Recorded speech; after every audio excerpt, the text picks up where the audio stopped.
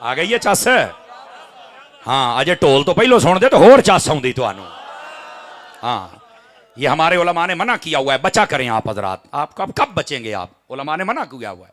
सानू फिर एडियां पर्चियां लिखते जे दफ किदा जी, वही मना है। मैं मसला दसना सी, मैं दस भी दिता है। सुभान अल्लाह फरमाओ जरा प्यार दे नाल। लेकिन जिहड़ा अंदर दा चस्का ना तुहाडा पूरा नहीं ना हुंदा।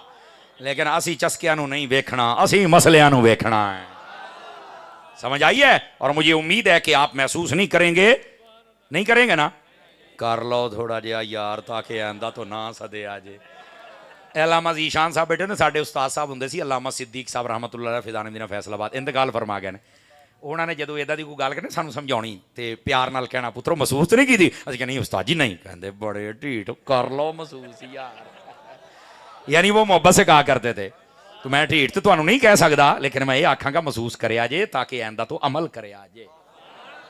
लेकिन बहरहाल चस्के अपने होंगे ने, कहते हैं मौलवी नहीं छड्डो मौलवी बदलो यार, ढोल वाले ने जनाब। ये अपना अपना जौक होंदा है, अपना अपना जौक होंदा है। चलो खैर बहरहाल नहीं टिकते होने हैं, जान दो फिर, मैं तो कुछ नहीं।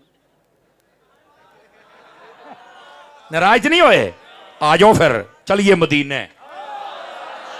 हाय हाय हाय हाय। उन्हें जड़ी मोहर लाई ना, ते ओ लाई सोने दी।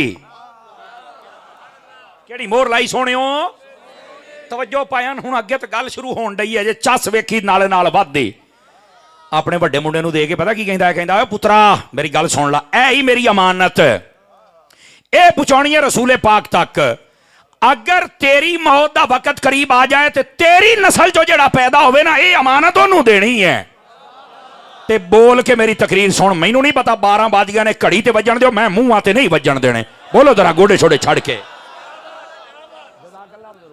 बरकत देवे। मूंह आते नहीं वजने चाहिए। स्टेज सने इधर वेख्या दे होया कि उन्हें खत दे दिता अपने बेटे नूं ते ओ हो गया फौत। अगे सुनो भाईन, हुण तो चस वाली गल शुरू हुई है। लो जी, एक नस्ल गई, दूसरी गई, तीसरी गई, चौथी गई, 8 नस्लां टुर गईयां। अगे वो खत टुरदा रहा है।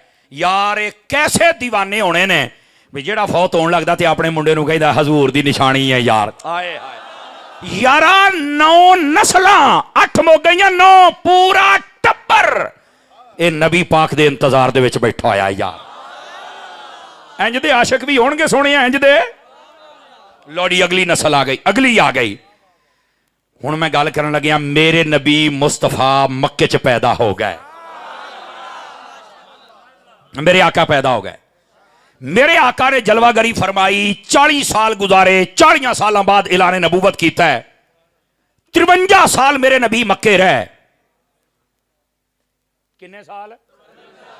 53 साल तो बाद, यानी पैदा होने तो लग के नबूवत सने जड़े 13 साल नबूवत दे मक्के आपने गुजारे। जाहिरी आपने हिजरत फरमाई, मदीने आए। गल सुनियो भाईया, स्वाद आवे तो बोली। जदों आप मक्के मदीने आए ना, तो आपनू पता है मदीने फिर नबी पाक दा इस्तिकबाल किंज होया सी? इत्थे एक नाल लगदियां गल सुन।